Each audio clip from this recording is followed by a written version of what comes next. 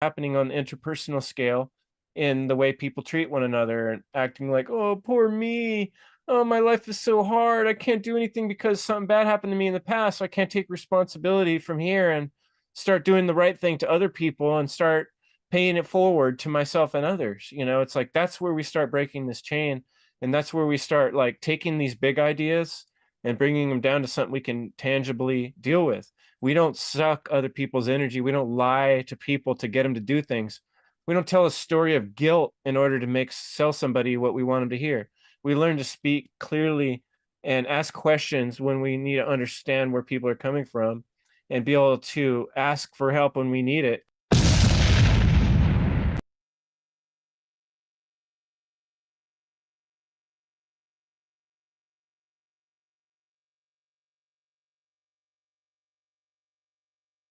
The type of manipulation that we're talking about in this episode is the most sinister of all, one human manipulating another for their personal gain. And this can be groups of people manipulating other groups of people for the gain of their group. Manipulation is to control or play upon by artful, unfair, or insidious means.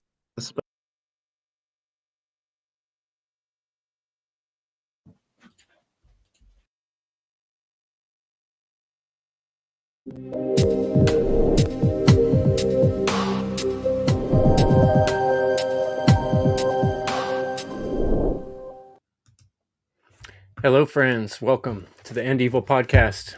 My name is Chris Jansen, and evil is the destruction of freedom.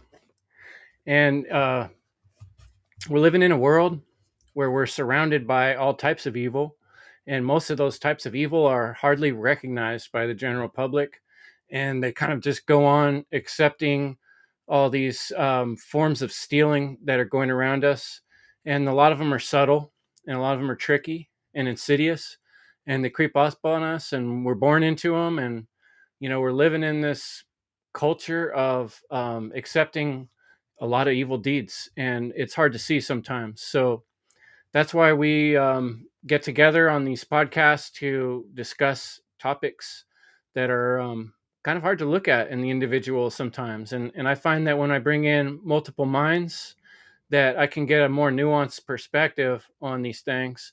And I've had a really awesome conversation with my friend, the guys in the One Great Work Warriors last week, called Methods of Manipulation.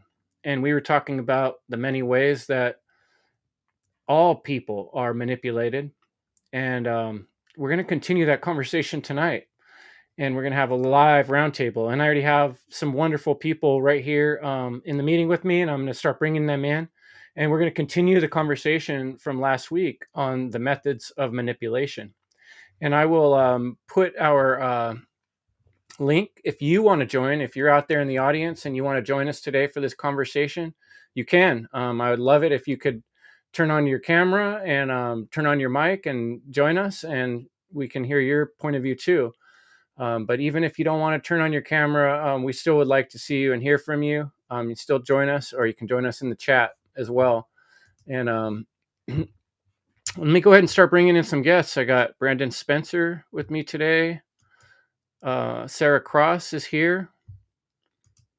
Will Keller, Leslie Powers, and Chris Nelson. And you should be able to bring everybody in here in a minute here. There's why Restream's doing something new with how we set up screens, I guess. Got to figure out how to get everybody on the screen. It's not the way it used to be. How you doing, Sarah? Good to see you. Oh, you're muted still, I think. Hi, everybody. I can't get the screen layout to work right. Yeah, did you have any thoughts about methods of manipulation, Sarah? Well, a few, but I'd like to know what everybody else really thinks too. Mostly, I think a lot of the main issues that we have on this planet globally is that we've allowed our capability to understand and utilize the tool of thought, emotion, and action. We have forgotten how to use that, and we have allowed people who don't have the best interests of humanity to do whatever they want with that, which has created Hell World. So that alone allows a multitude of issues that allow us to be manipulated and, done with as they want to do with us.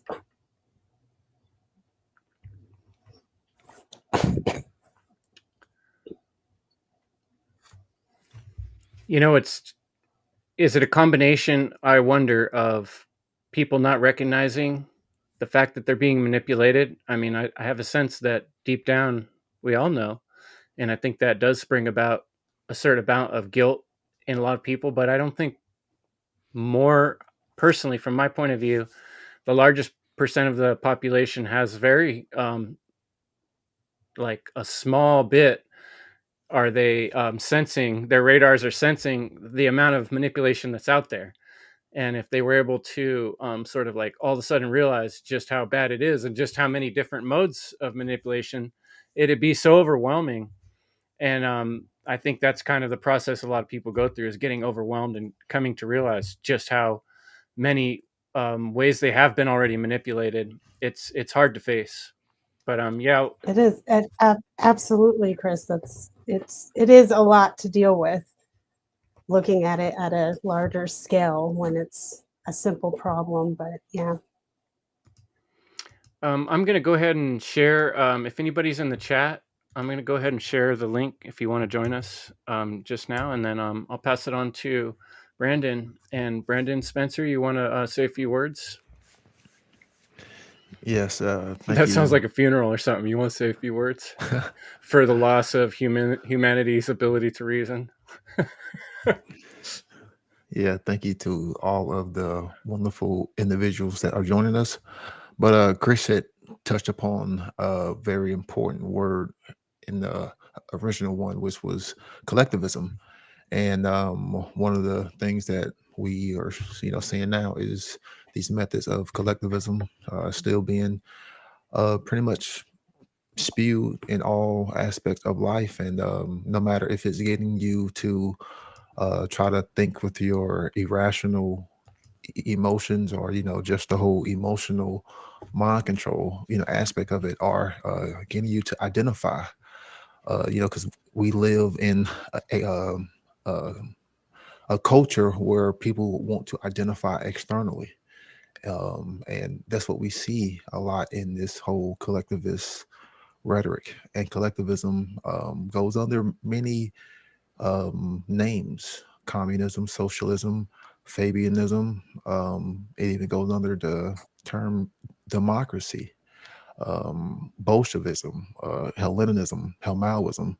It goes under the term, or many words of all of the cute isms that sound appealing on paper, but when you actually apply it, it's nothing more than just ego identification and just moral relativism, getting you to externally identify, which the etymology of the word identify just simply means to make the same, like sameness or hell oneness. And we see this in in all forms of methods of collectivist talk. If it's the cult indoctrination, or just like the whole schooling programming, these methods right here, um, getting you to identify externally, because something that we've talked about how many times, that internal wholeness, that internal integrity is not there, is missing. So collectivist ideology is one of the most dangerous ideologies that mankind can ever fall for. Is it all for one or one for all? It's kind of a confusing trick of words they do. I think it was Hillary Clinton, who was pretty famous for one of those statements that, I can't remember exactly how she says it, but basically the idea is that you as the individual should always, sacrifice the good of the greater whole, which is more important than just silly little you. Looks like we got Derek Bartolocelli joined us, and Conrad. Welcome, Conrad. I heard you did a great interview with Leslie and Derek on Dissolving Divide. Welcome. Thanks for joining us. Thank you. Thank you so much for having me. Yeah, and Leslie and I did this episode, it's been almost over a year, I think, about the fish tank. And the fish tank was the idea that, we're all born into this fish tank, like the fish in Nemo that are pets. And we're so accustomed and used to the fish tank that it's hard to look at it and see it for what it is. And also, when we're talking about freedom, we're talking about like the ocean that most of us have never been in. We've always been in this fish tank of this culture of slavery, indoctrination, and manipulation is the way that we're, kept in this tank of sorts. So, you want to comment on that, Leslie? Oh, your mic is muted, I think. Well, okay. So sorry about that. No problem. Okay. So what's coming to my mind is the term obfuscation, which means to make something obscure, unclear, or unintelligible. And the idea is to muddy the waters, right? So that people can't see the truth because it's murky or changeable and things, so they can never really know or fully get their hands on what's real. And we can see that in, the media and how changeable messaging is, how, there's a trend towards moral relativism. There's use of symbols and hidden messages in movies or songs. There's the changing of meanings of words and language. So there's all this going on where people aren't seeing they're not solid in what they're seeing. Okay, it's murky. And then there's the compartmentalization where there's separation and division between people. There are categories, and polarizations and the playing of people against each other. So there's this overall chaos, that becomes the soup we're swimming in. The water that we're in is this big, melodrama of chaos and hidden, occulted. The truth is hidden. The truth is there, but very hard to see. And I think that's one of the biggest methods of manipulation.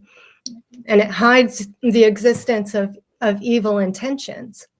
And that was one of my biggest breakthroughs listening to Mark Passio, was to really take off the rose-colored glasses and see that there are people in this world that truly don't give a shit about us and that are using us for their own gain. And we need to stop giving so much credit, to people in power and think that, oh, nobody's really that evil.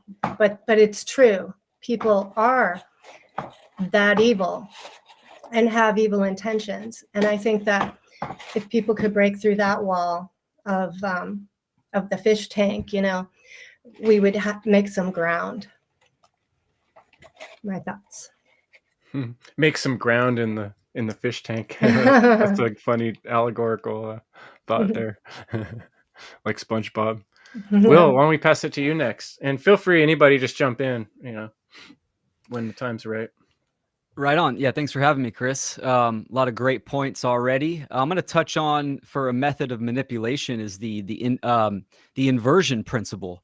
This is something that is, chaos sorcery, inverting nature itself, which is ultimately an inversion of life, and it's an inversion of self, right? Because to have separation from nature is to not know yourself and have separation from yourself. And then one of the biggest categories within that is reality, right? Nature, reality, it's one and the same. So we've mentioned relativism and solipsism and these things, but to have no truth, to say that truth does not exist and objective reality doesn't exist, well, then lies don't matter, slavery doesn't matter, there is no wrongdoings, there is no right. So you see how everything is flipped over on its head. This is a huge principle that the social engineers utilize. And the inversion principle trickles down into every category: education, health, you know, the laws of nature, right? They'll talk about the physical, but not the metaphysical. There is no such thing as the ether. So, that's a part of obfuscation. But I think what it does, it makes people feel powerless, right? And we even see this like in the truth community, when someone kind of awakens to what is going on in the world, they still have not activated, right? Free will must be activated. People go, well, what kind of change can I do? So this is the programming and conditioning of the inversion principle playing out. And I think it's a huge tactic. And you really have to start with the fundamentals. And that is, what is truth? What is reality and objective reality? What is nature? And, this is the structure, the foundation, and then you work your way up. But the inversion principle, that's a huge one that they utilize. Yeah, like turning everything backwards. It's upside down world. Yep. Stranger Things, man. Today I had to deal with this banking issue, and it's like, I don't know how many times I've had to call this stupid number and listen to these machines, and they say they care about you. We're so glad you're our customer. Can you just hold on a while longer while we really don't care about you for a few more minutes? It's like, I was so frustrated, like I felt like I was getting like mad, and I'm saying to myself, it's just costing me energy getting mad. I need to settle down. And I wound up going into the bank, and I've like found the manager, and I'm like, can you just help me? And she turned out to be a really cool woman, and she did help me out. But it's so funny that even like the manager of a bank really doesn't have power over these machines at this point. And we've created such a strange, talk about inversion, world where the computers and the robots and the machines rule us. We drive around in the car, and the light tells us when we can go, and the cash register, she's not really the one that, she's like, I just work here, the machine tells me what to do. It's like inversion world big time. It's Anyway, disgusting. it's That's such just a belief, crazy. right? Well, the computer says so I have to do that. It's like you're just abdicating your responsibility. It's talk about disrespecting oneself, and people do this all the time in every category and facet. Yeah. Go ahead and push If I could jump in right there, it has to do exactly. Can everybody hear me all right? Yes. Coming in good. Yeah, you're good. Okay, this exactly has to do with what I wanted to bring up, and it's totally the inversion of the self, and it totally goes against self-respect. And what I wanted to bring up is the method of manipulation that I feel like flies under the radar, even for us, the natural law circles. And it's exactly that. We've been manipulated from young. It's been ingrained in us that self-interest is evil or immoral. This kind of thing that everything, and with those machines, it's the same thing. It's the ultimate inversion. It's the human being is not important, but the collective is, and that's the ultimate inversion. We've been told that, if you have something, then don't be too happy about it because somebody has less than you. This kind of thing we've been inundated with. And I see it as total inversion of the self, and that's the inversion of life itself. But natural law tells us the exact opposite. Natural law has a selfish element. I use the word selfish because the effects of nature's law are there for our personal benefit, right? We act morally towards other people, and that's what allows us to live freely, right? So the self is very much deeply connected. I know the Satanists take self-preservation as their first law, their first tenet. And so of course we oppose that because we don't want to be like the Satanists. So selfishness is bad, but really that's kind of like the baseline. Your selfishness is your first weapon against tyranny, your first defense against collectivism. And it's not selfishness to say you're going to exploit others. It's not that at all, because somebody with a real strong sense of self is not going to exploit others. So what's good in their interest is actually good for everybody. Yes. But it starts from the individualism. And I see even us, we fall into this mind control all the time, because who wants to be selfish? Nobody, especially people who are strong and courageous. We want to be the ones to help others, but that gets weaponized against us, and then we get guilt tripped into supporting all of these things because we don't want to be called selfish or self-centered. Yeah. It's love of self allows one to love others, right? Love of self allows love for all people. People who don't love themselves get stuck in opposition to others because of jealousies and insecurities. It's the root of all this, kind of base consciousness and the self-centered focus or priorities. Different. Yeah, thanks. It's like, if you don't wear a mask or you don't get vaccinated, oh, you're selfish. If you don't vote or you don't support the troop, then you're selfish because, oh, don't you know they're fighting for you? This is the kind of stuff. Mm-hmm. Yeah. Even in the truth community, and you take donations. You can't do that. Like people gaslight other truth speakers, and that people actually doing the one great work, saying, "Oh, you're asking for donations. You need resources. How dare you?" So it's like it's a big difference between selflessness and selflessness. Right. Yeah, we did a good talk with the Warriors, One Great Work Warriors, about the ego. And, the more we talked about the ego, we realized just what a misconception there is, that, the ego is a very important aspect of ourself that we need to learn how to nurture and understand. And our society has just turned that word like just to the negative connotation. And I really like what you said there, Conrad, that's key. Like, self-preservation is the natural gift of life. All life wants to survive, right? Like, that's as natural as it gets.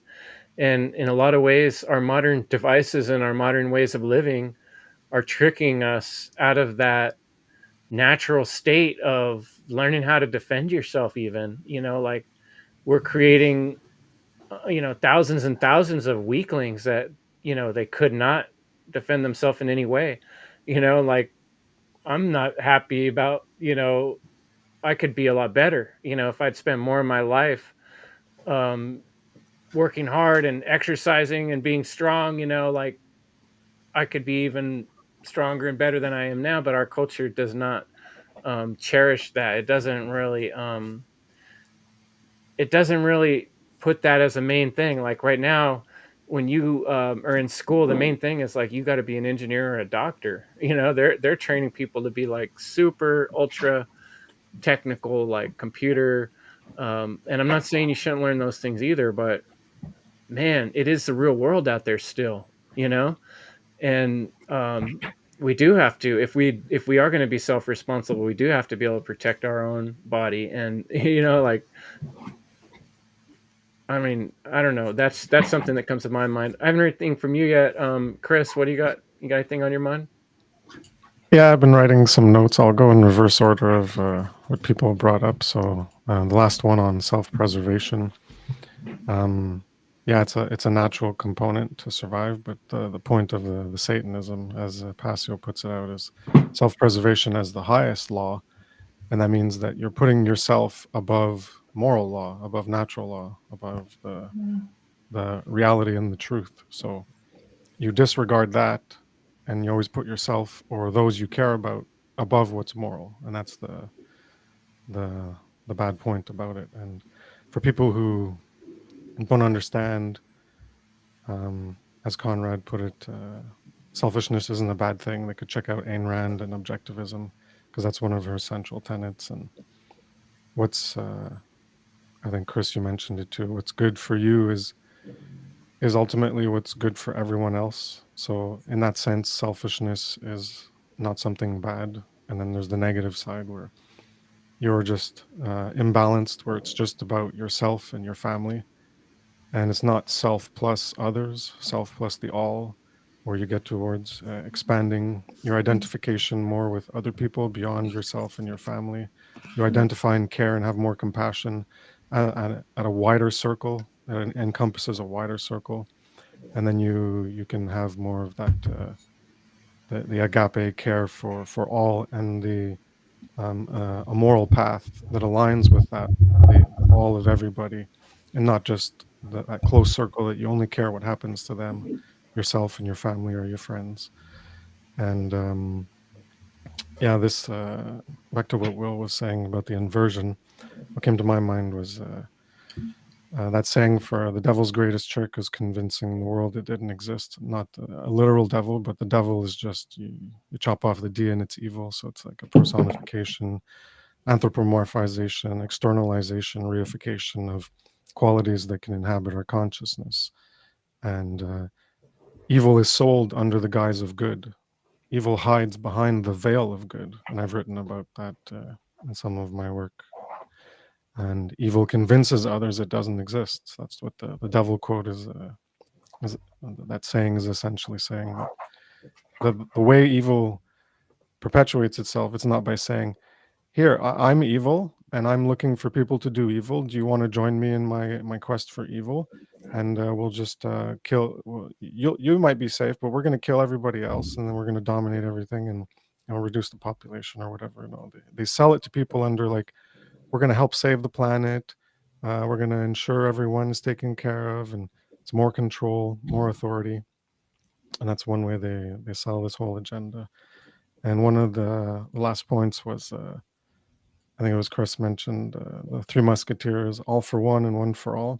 So that one has a dual aspect as well. On one side of the pole is the negative aspect of you become subservient to the collective, you subsume yourself to the collective, or your individual selfness and your selfishness is subsumed completely towards the collective and the group ideology and the mindset.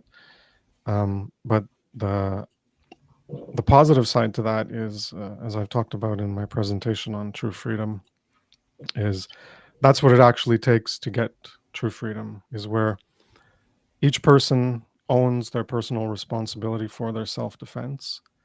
And as that grows, well, whenever there's an injustice, well, oftentimes, let's say there's a group that does an injustice to you, but you can't get justice back. The debt can't be collected for the wrong done. There can't be restitution and rectification on your own a lot of the time. I don't know. Sorry, my kid is asking me where his mom is. Can you go look for her? No. The quest for truth begins. Young. 1 minute, Caitlin. Okay, I'll be done in a minute. Yeah, so the point about that was for truth, where you can't do it all on your own, because there's going to be groups of people who are violating your property rights and engaging in either temporary or persistent acts of enslaving you and claiming ownership over you. So the mindset that we all need to get to as a species is this all for one, one for all, where whenever there's an injustice, we all need to group together in order to bring back justice as the level, as the norm, the normality, and the standard of the condition and state that we exist in. And if we don't, then we're all alone, where we abandon each other. And whenever there's something wrong that happens, well, they don't get help. Well, that means you're not going to get help. And this ties into the reciprocity of the natural law. And the true freedom and justice is based on this understanding that can be simplified in this Three Musketeers, all for one, one for all, and the good side, not the collectivist side, where if there's an injustice done, it's an injustice against us all, because it also ties into that suffering that Passio popularized. As one suffers, we all suffer. And so if there's an injustice being done to one person, and they're being enslaved either temporarily or in a persistent manner, then there isn't actually true freedom either in your local area, and certainly not in the global sphere. So we have a lot of work ahead of us to do, but even in your local area, your community, if there's injustice being done to one, then there isn't true freedom in that area. Even if you individually have your freedoms, that the state of true freedom hasn't been actualized in that area. So we need to work together in our shared moral unity aligned with natural law in order to work together to enact justice whenever there are injustices that are created by those who would violate our property rights and make claims of ownership upon our property, which is essentially an act of enslavement. I'm done. Yeah. Well, we got an eloquent speaker coming all the way from France at what, 3 a.m. in the morning, Derek? Bonjour, bonjour. Good to see everyone, my friends. How y'all doing? Hey. Good. Thanks for joining us, man. Thanks for making Yeah, making the wake. totally. There's an interesting take on the whole conformist collectivist side of, the true principle of care and the principle of inversion, and how they've flipped that around and remember the propaganda of hey, we're all in this together type of thing. And apparently it was all in this together to, impede on the rights of everyone in the world type of thing. Mm-hmm. But,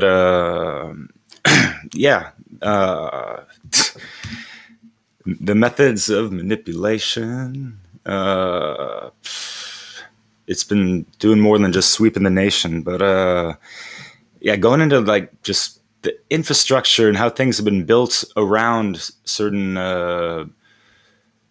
industries and corporations, and think of the I'm taking it back to early 20th century with the light bulb conspiracy, which was an actual conspiracy. It was a fucking cartel that put this into effect, gonna cut the lifespan of light bulbs in half to just sell more units and get their economy going. The fat cats are, digging up the pockets. And, yeah, sorry, Nikola Tesla, in the world, we can't have that free, energy type of thing. So it just perpetuates that kind of dog-eat-dog economic type of thing. And, the automotive industry and how that just kind of shaped a lot of how America is. You go to Europe and there's a lot of great public transportation. People have been manipulated, for over a century in America to kind of just have all these roads, and that's led to a separation of just people you meet walk into the metro type of thing. Of course, there are metros and stuff like that in America, but it's a lot less frequent, and not everyone's trying to live in a big ass city. But all that aside, there's just the vicious cycle of how the economy is just producing all this junk, and we're consuming all this stuff tenfold than what we did yesteryear. It's getting more and more as this quickening of technology and all this stuff is going on. And I think we mentioned of last episode of just how hand in hand with the up leveling of technology, there's going to be a plethora of new ways of manipulating people or societies through those things. So yeah, that, and they're pushing it through. Yeah, obviously the media, a la Bernays and all those other ways. And yeah, people have to understand they have their people's champions and the talking heads, and for ways that regular people identify with them to a sense, and their heartstrings are getting pulled in certain directions. Think of emotional mind control with that, and any kind of mind control, emotional, all that stuff. The modus operandi is to control someone's behaviors, and the controllers, whatever resource they want to have a profit from it, from monetary out and human energy type of thing. It's a big old human farming in a sense, and we're raping and pillaging the earth at the same time, and they're turning it around, pointing at the finger on us oh yeah, climate change and all this stuff, when the whole time we've been hogtied by these corporations, the oligarchies and the oiligarchies, Rockefeller and company, backed up by the bankster, prankster, wanksters of, Rothschild and all those, crusty fogies, whatever. But yeah, there's so many interwoven things within the fabric of society in our daily lives, and it's gotten to the point where, I mean, for a long time, people have just been playing themselves. They're, living way below their actual potential, and they haven't really actualized themselves, had proper knowledge of self, and obviously through the education system, and Will, like you touched on, the principle of inversion, of course, right? So education is really key, and so yeah, conscious parenting, right? So yeah, and pass it on. Thanks, Derek. Merci beaucoup. Appreciate it. Yeah, it's good words from everyone. Something Leslie said kind of stuck out for me about words, and I don't know how much we discussed this last time, but like the way words have been changed. Welcome, Fred. Fred's joined us from the Libercast. The way words have affected us and the way we think about words. A big part of my like realizations came in the form of like redefining words and re-recognizing what words meant. And that's why, on a lot of our shows and presentations, you'll see us going to the etymology of words and being like, which, it's interesting to note that words do change over time, but who's changing them, and how are they getting changed? A lot of people don't recognize the power of think tanks. And I recommend people go on your browser and type in think tanks, and you can start getting some really big, interesting names. And you can imagine buildings and warehouses of buildings that are just bringing in fresh college students and putting them in their little cubicles and saying, study this, research this, what are the words that get people's attention? What are the images that gets people's attention? If you had unlimited money to affect people's mind, you could create colleges and universities and books all to gather information about how to affect people's mind to get them to do what you would like them to do. And as hard as that is to imagine, that's exactly what's been done. But yeah, thanks for joining us, Fred. Did you have something you wanted to add to the conversation? Oops, you're muted. You're muted. Yeah. Well, so thank you, Chris, and hi, everyone. Good evening to all of you. Hello. Thank you for having me. The method of manipulation is my line. So actually, I'm more of a shadow worker aspect. I try to bring this aspect of self-awareness, and I think this is one of the part that it lacks a lot because of the consequence of the culture that we're living in. And I'm talking about culture here, but actually culture is way wider than we think it is. It goes through religion, it goes through governments, it goes through creeds and cults in society. And what these things prevent us to do is looking inward. Why? Because when we're stuck looking for someone to point out for all the problems, we're not sticking in it here. This is where the work begins, actually. And I would argue that there's no other way to do it.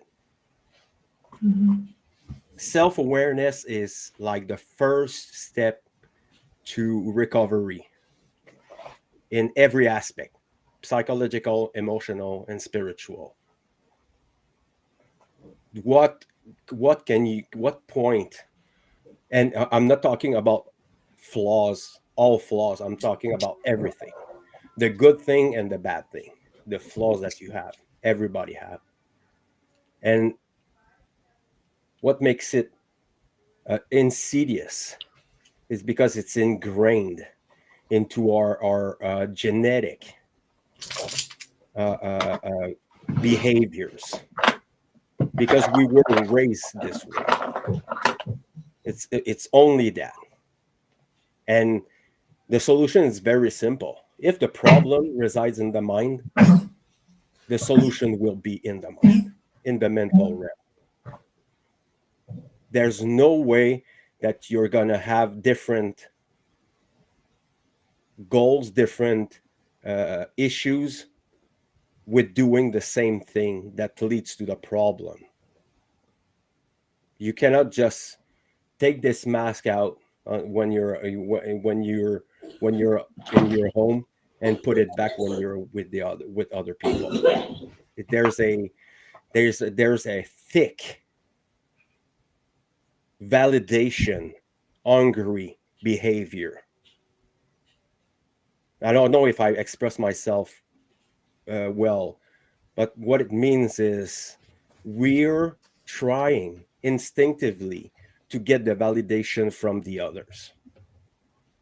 Your parents, your friends, the groups, the clubs, the religions, the political parties, and and I can see it everywhere.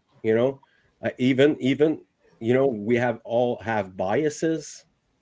At some point we're not like flawless.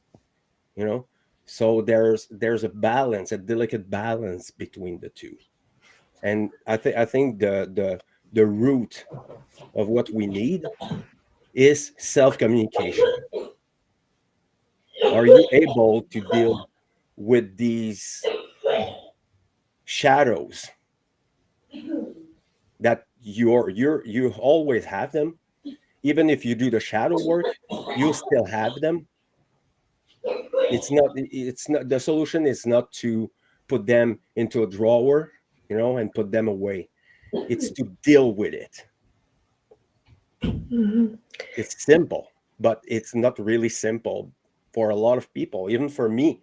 Even after all these years, I still have flaws. I make mistakes, but that's okay. And this shadow that I have, I not only control it, but I made peace with it.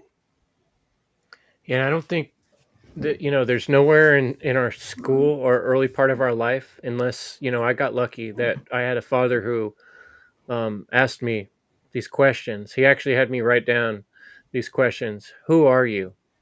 Hmm. What are you doing? What do you intend to do with your life? Like questions like that seemed unanswerable, but he had me like when I would get in trouble, I'd have to like write essays about stuff like that.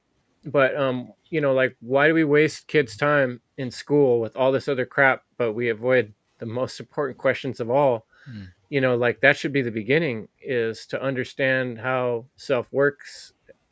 How self work is, that life is a continuing process of putting yourself through the fire, burning yourself to ashes, and reigniting yourself and relearning and giving away, sheathing off parts of yourself that no longer serve you, and trying to be a better person. That's what we're here for, and that's what gives us a big part of what gives us meaning. And without that process that you're describing of doing that shadow work, what people are doing is they're just I forgot who was saying it. Somebody was saying identifying with whatever, a group, because it feels good to belong, because it's like a second best to actually having meaning, is just to kind of grab onto someone else's meaning. And that's what we've taught people to do with statism on the mass scale. Yeah, I was thinking about, well, one, the question, for everyone is, who am I? And that's a deep question. And it's not, just, you don't find that out by looking externally and copying what other people do. It's an inward journey. And along with what Chris was saying, we're not taught about our own psychology. We're not, as that what has been occulted from humanity is understanding of the self, of their self, and the power of their own mind and body. There's a lack of understanding of the potential and power of humans, our own technology, which is untapped. And there's good reason to obfuscate that, because if we do know our power, then we will be more powerful than evil and anything that is trying to threaten our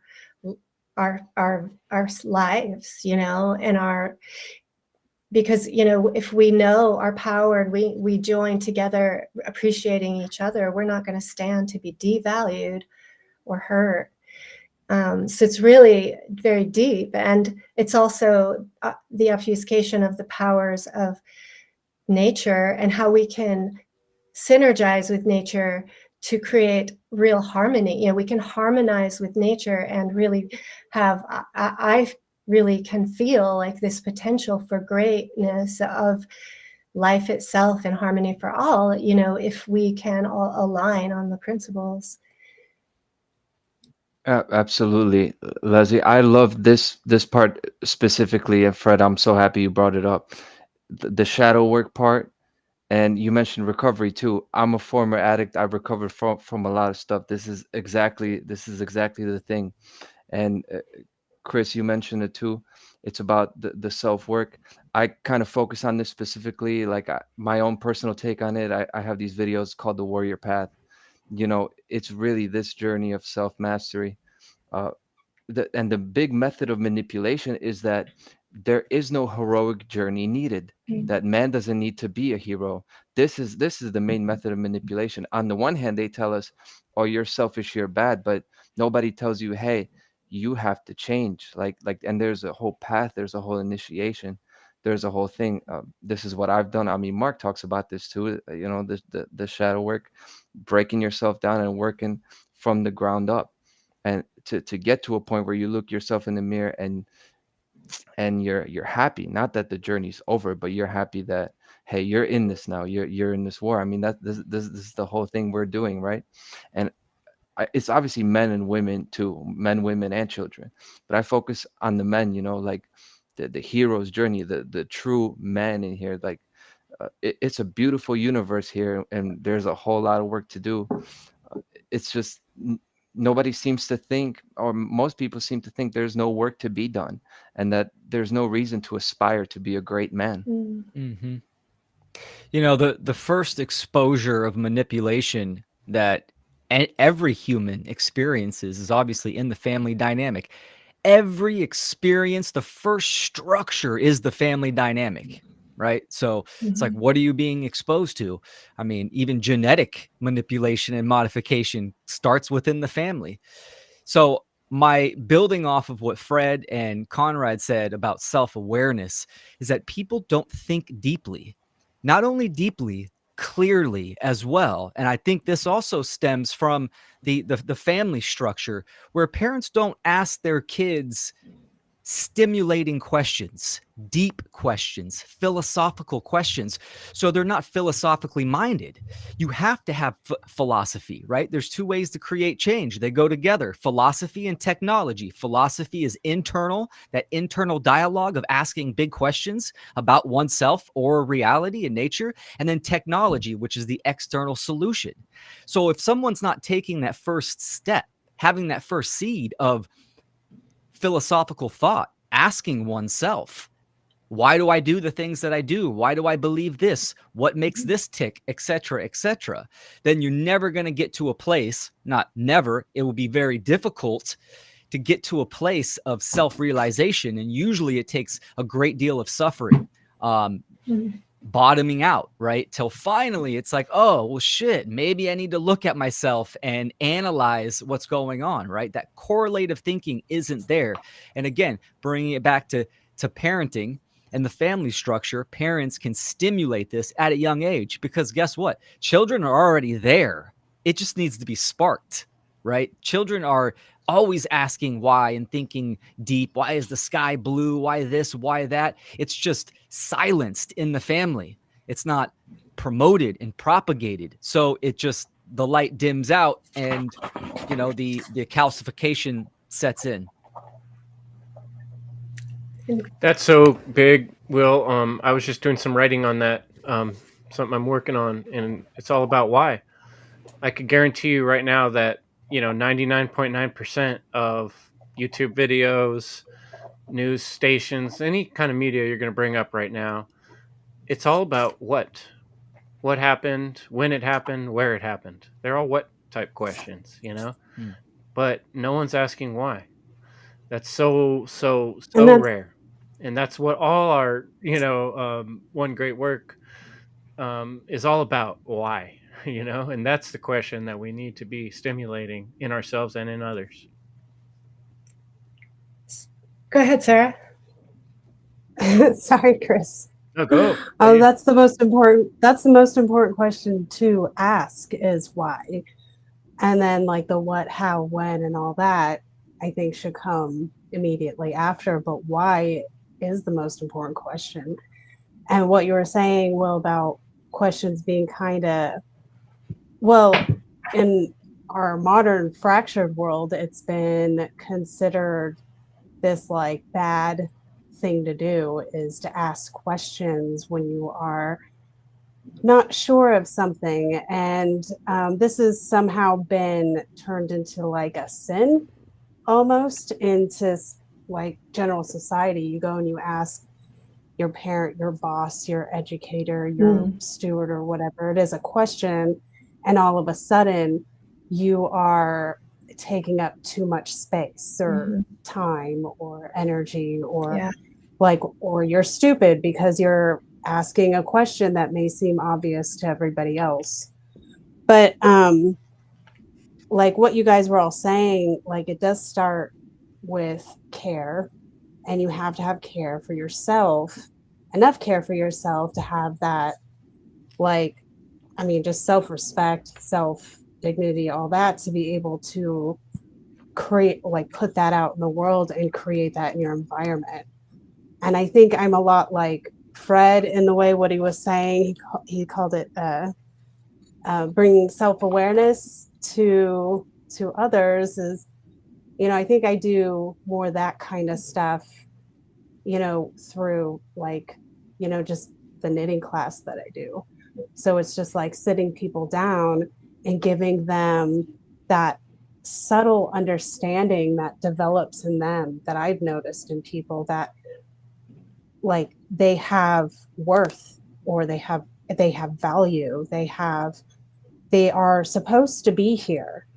And we live in this modern fractured society that is all training us in that we don't have any worth or value except for whatever, you know, the parasitic class says we have value of.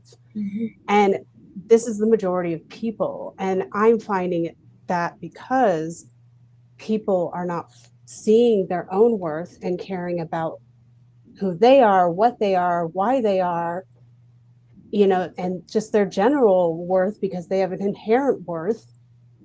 Yes. They were born worthy. They don't feel like they even have that much. So to me, I can see how it's very difficult for people to get past that, to be able to look at the wider view of our world and be like, you know, that even though they can see it, they can understand it, they can recognize it, but they can't even get near that because they're like, well, I don't have any worth or value. I'm nothing. That means nothing I would do would actually like change anything. So they stay hidden away within themselves. And so I don't know. I feel like that is kind of where a lot of us need to start, is like, you know, once you've figured that out for yourself, you know, give that back. That's like the best kind of charity you could give, is give people their worth back. It's beautiful. Get real, right? Get real, get reality. You know, I had this picture in my head while you're talking of like, you know, a little kid on a video game system in their room, right? And like a lot of people are living out their life like the little kid on the video game. They're living their whole life in that avatar, and no one ever shook them and said, no, it's a video game. You're in your body. You need to wake up in your body and live that life. And like, I don't think a lot of people have been introduced to the fact that this is something to be doing, you know, like the shadow work, and realizing what you are is like what I like to call it, the most amazing technology that the universe has created.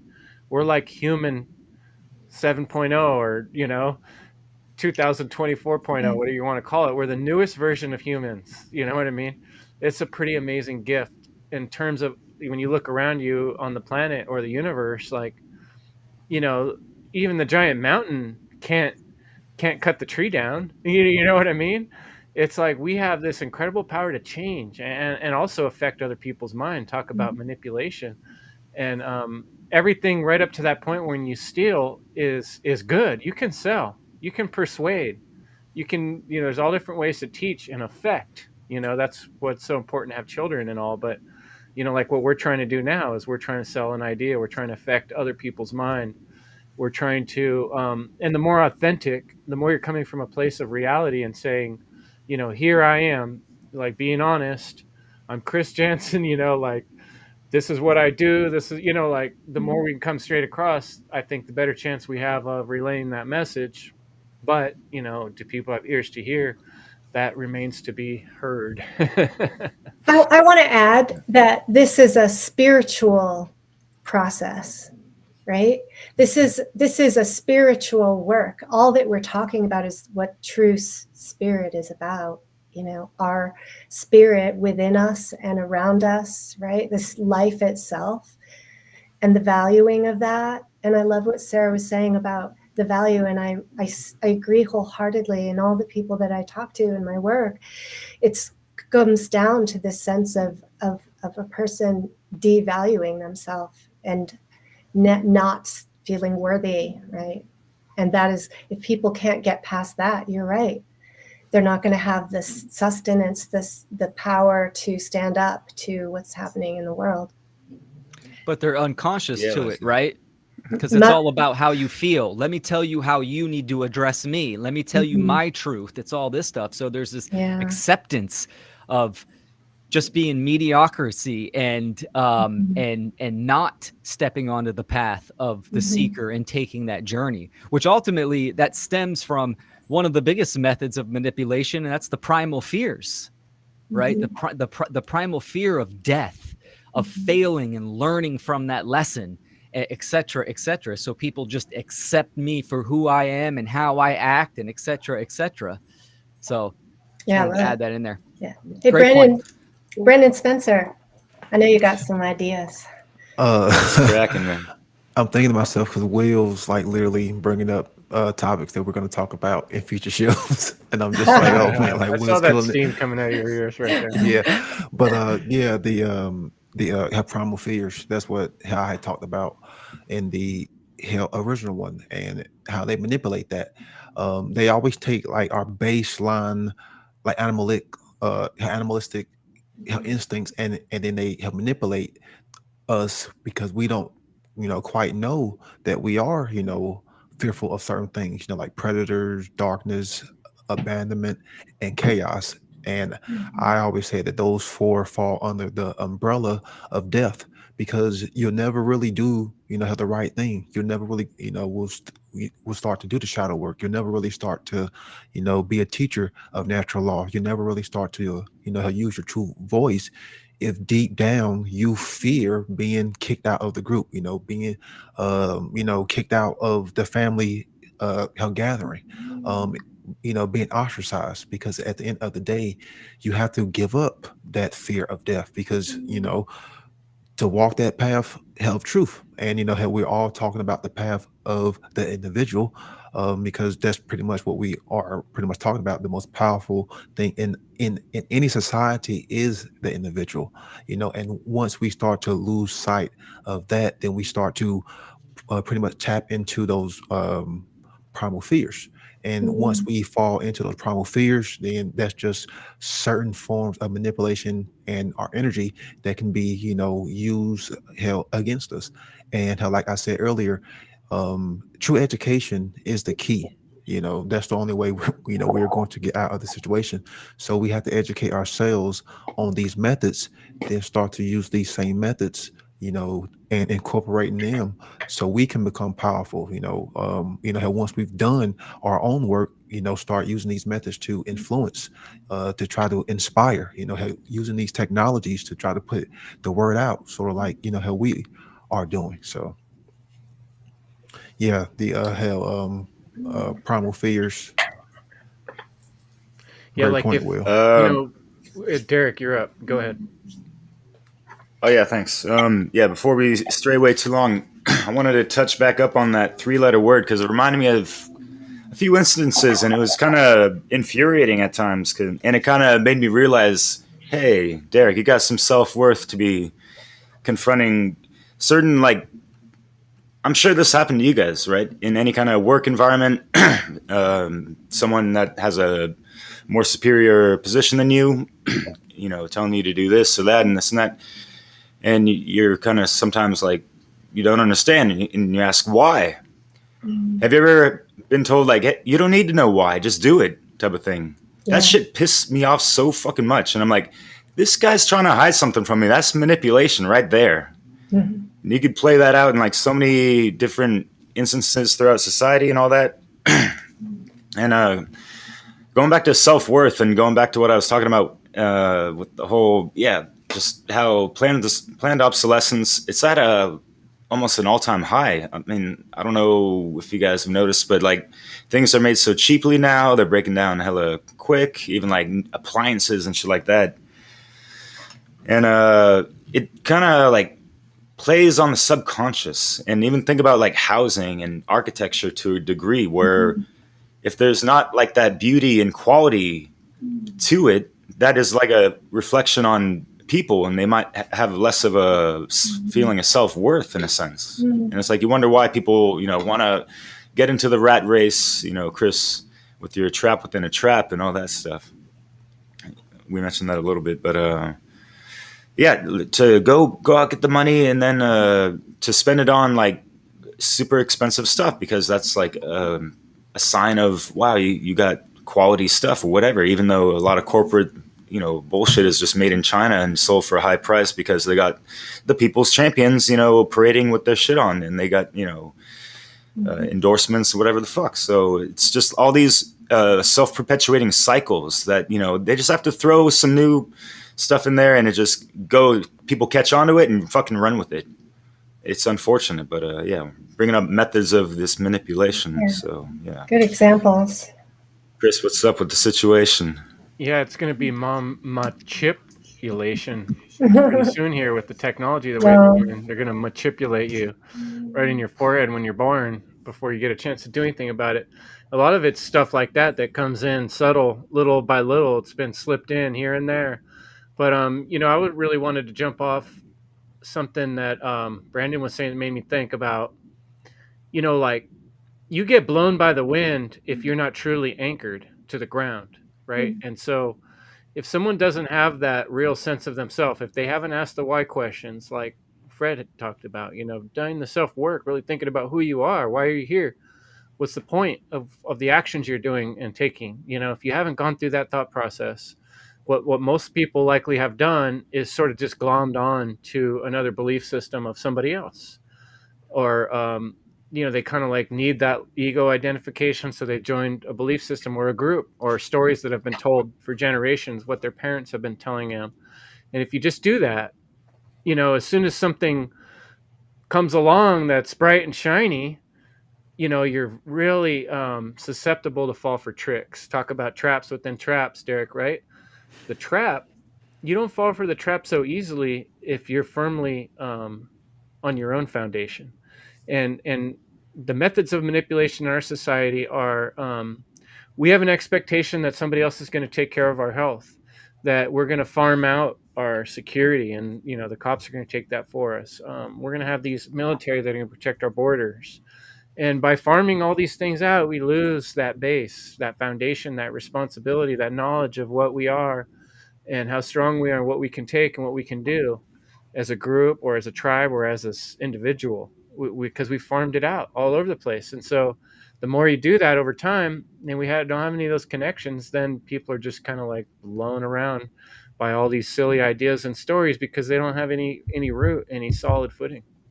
Yeah, I could tie that into that's one of the big parts of self-worth, where you can gain more self-worth, recognize your self-worth by taking on these important aspects of responsibility that you mentioned. When you, rather than farm them out, and you own up to your responsibilities, then you I guess you get a more of a purpose and a meaning in your life, and that amplifies your self-worth naturally. And it also ties into another thing you had said before, regarding Avatar. And people who are gaming, this is a huge part of the method of manipulation, where it's getting people into escapism, and that takes them away from owning personal responsibility, and it devalues them because they're just escaping to another world rather than living in this world that we actually exist in. So that keeps their self-worth diminished. And yeah, and for what Sarah said, just an idea is people could have like you say, you talk to a lot of people who have this problem of not recognizing the value of themselves as an individual and their self-worth is a book club on the book End of All Evil, because in that part, a big part of it is the infinite value of the individual. So if they had a book club on that book, they would learn a lot of key topics, and it's only like an 80-page book or something. Good idea. Well, I do that with every class that I do, because I've done it for years and years, and I've noticed that one specific trait across the board, men, women, children, everybody who walks in, is that, and that's because of our society, like how our society is being currently built by people who we don't want to have any control of it. But in the class, how I operate is I will be teaching the knitting or crochet or whatever it is, and giving them that sense of like, oh crap, I made this thing. But I'm also giving them stuff that I like I write out and I print out, and I give them stuff like with whatever patterns and just throw that stuff in, and then like resources, and like we end up talking about stuff like that.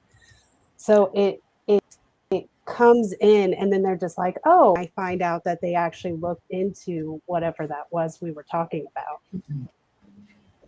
That's cool. Yeah. The knitting, it ties in with the responsibility. It all ties in with what you guys were just saying, because when you take responsibility, what do you take it in? You take it into your own hands. And Chris, you talked about this on the last episode. You're a carpenter. I do construction. I'm a general contractor. And what's manipulation? It's doing things with your hands. And that's what makes human beings the most magnificent machine in the universe. Of course, it's the mind. It starts with the mind, but it's our ability to manipulate our environment, meaning using tools and making, molding nature to express. It expresses with us. We're co-expressing with nature, and it's all about manipulation, not the negative sense of the word, but your hands. And it's about taking responsibility into your hands. And the value and dignity, Sarah, with people doing the knitting. Actually, it's like kids. They figure out they want to do something, they apply themselves to it, and if they succeed, then their value rises, their self-worth rises. And that's what it's all about. And the hand is anatomically the symbol of work. We're the great workers. This is what we need to do. So it's really all about the hand. It's interesting. I gotta hand it to you. That's manos, a good mano answer. y mano. The etymology of manipulation, it means handful. Wow. Yep. It's like this power that we have in our hands to do good or evil, and it's a responsibility. It's like an amazing gift and a responsibility that we have this choice. And we need knowledge of morality, because that's what it comes down to, is to what are we going to create. And we need to have a moral code, and that is where natural law comes in. And when one violates that moral code or violates natural law and uses violence to manipulate for self-gain, then there is trauma, right? Traumatization of people. And that is where people get knocked off their ground, right? And where they lose their sense of value and worth. And there's a great sense of betrayal, right? And you can look at, lots of evidence of this being an intentional traumatization of humanity over hundreds and thousands of years. And there's I think a sense of, imagine, part of waking up is waking up to that, and that most deep betrayal. you know, and that's the abandonment wound, the cosmic abandonment, you know, and it's that hardest thing to face, to look in the mirror and feel and see. So, you know, the psychology and the shadow work and understanding who we are, who am I, and who are you, with curiosity and care and love and compassion to all of what's alive, you know, I mean, is really what we're trying to cultivate here. The tool of what we're using, which we are using for doing the great work, is voice, words, rhetorics. But there's an aspect that we must not put aside and forget, and it's understanding. The words, the roots of the words are as much important as how they're placed into a sentence.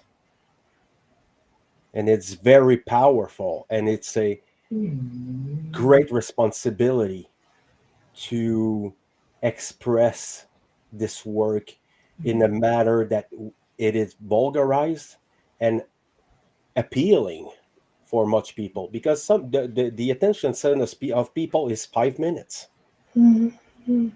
So what we deal with is and I'm not talking that I'm not like over that.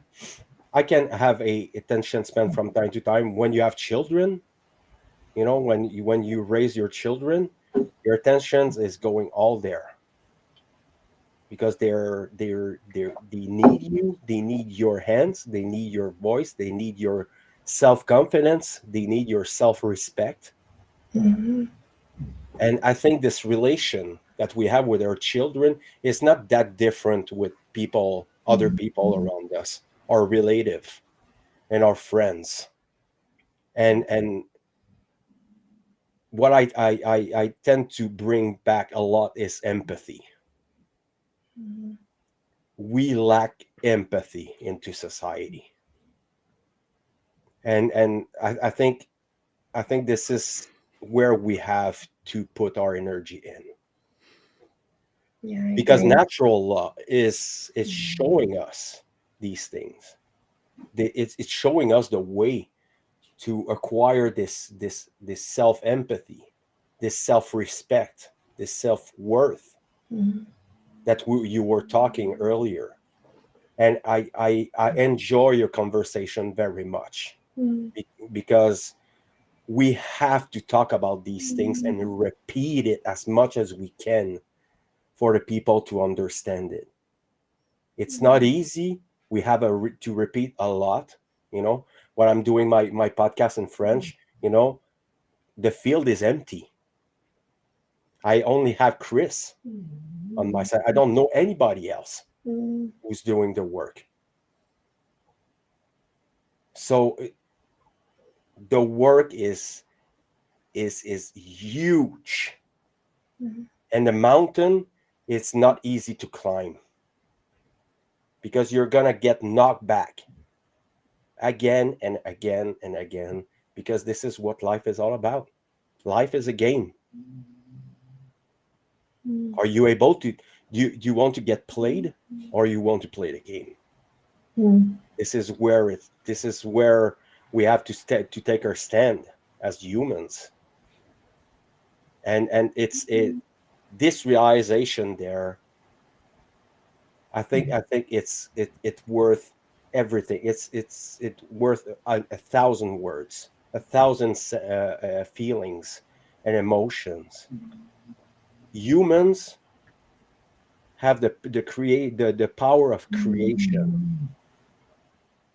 So essentially, we're building what we are like ingesting as information and as food, you know, and entertainment, if we can call it that way. Entertainment is everywhere now. There's so much noise into everywhere, you know. The people are the people, most people that I'm talking to, they're not self-aware. Correct. They're not respecting themselves. And this is why I tend to keep the approach of approaching a child or a kid. Yeah, Am and I that better than the others? No. I just realized the value of my own life, of the life of my children, of the life of my neighbors, of the life of all these people, these strangers that I don't know. I recognize their value. Yeah. Do I make less mistakes? No, I still have my experiences, you know. But what I want to bring is why I bring words and communication is because we don't have any debates. Hmm. We don't have anyone who wants to bring a contrary opinion so we can grow through the philosophical way. Hmm. This is how we're growing as humans with the interrelationship. You know, you're building, you're in your world, you're doing your things, and you're like tapping, and then you meeting someone, and these people are saying you 2 words or 3 words or a sentence. It changed everything. The you can see through the experience of the others what you can do that will make you hurt or not. And this is why we have to stand into the cause and not in the effect.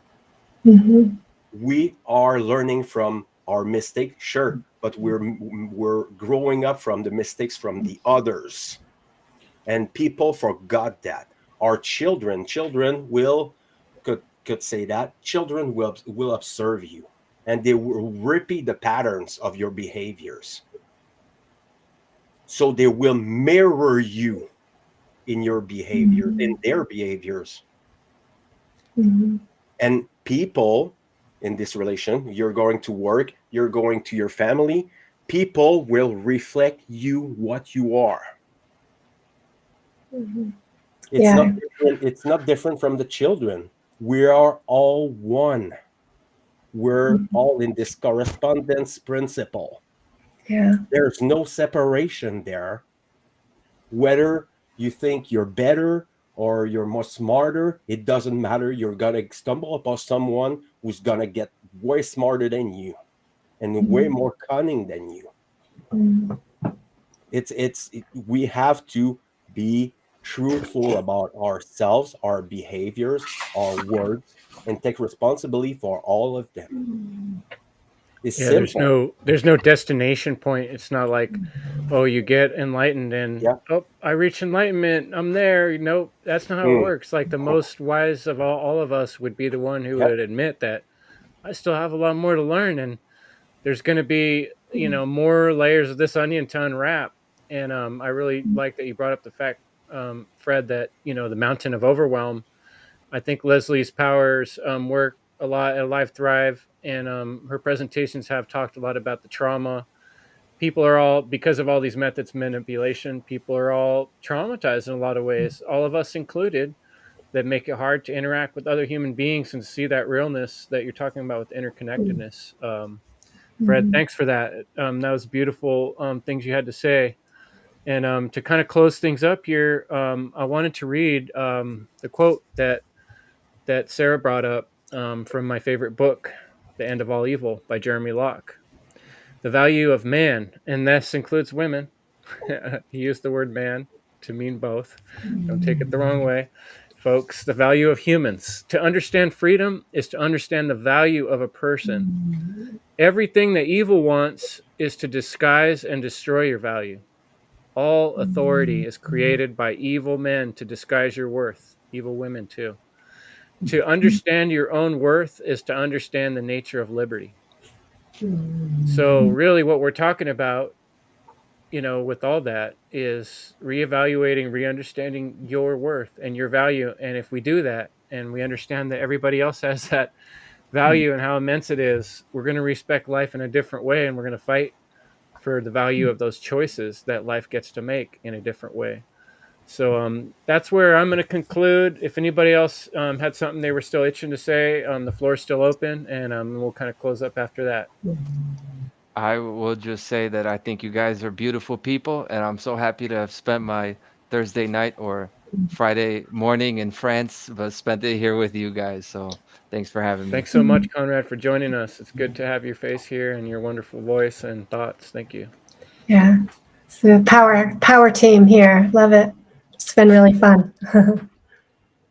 Thanks for having me, Chris. I love your show, man. Everyone here Absolutely. doing some fine work, and let's keep it going. Appreciate you all.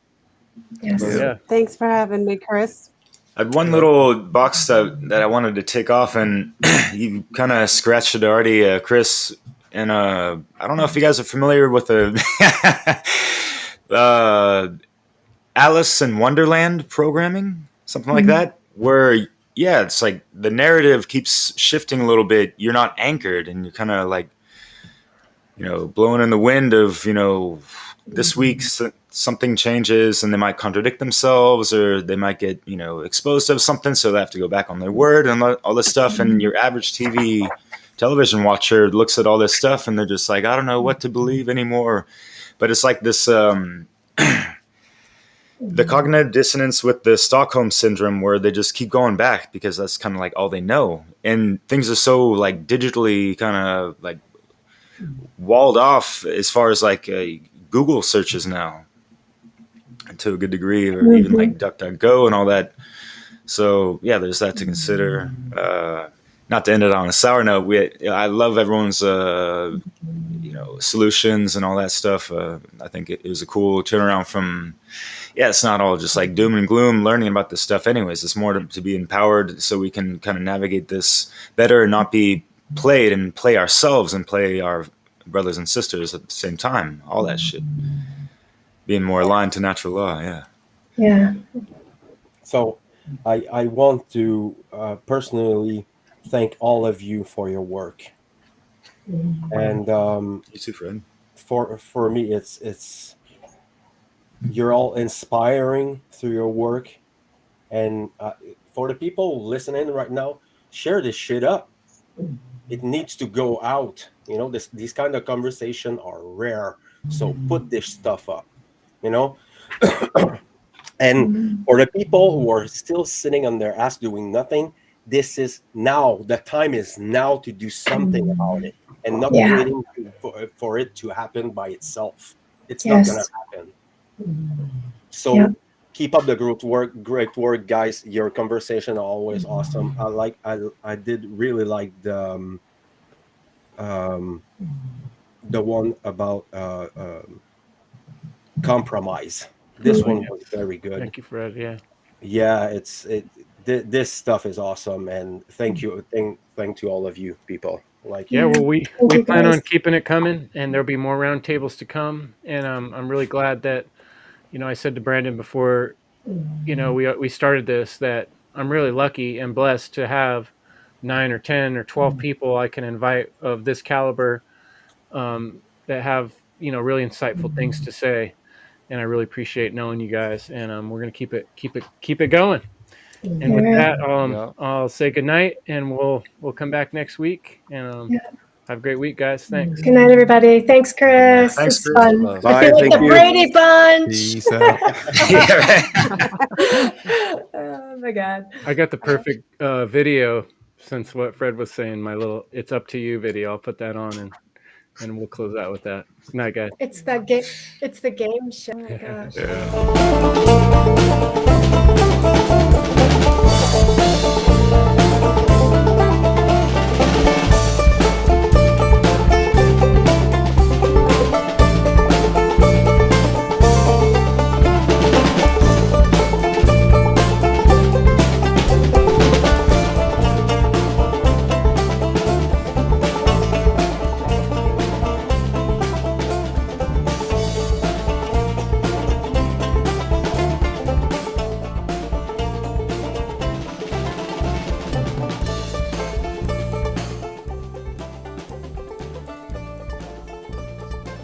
Ultimately, it's up to you.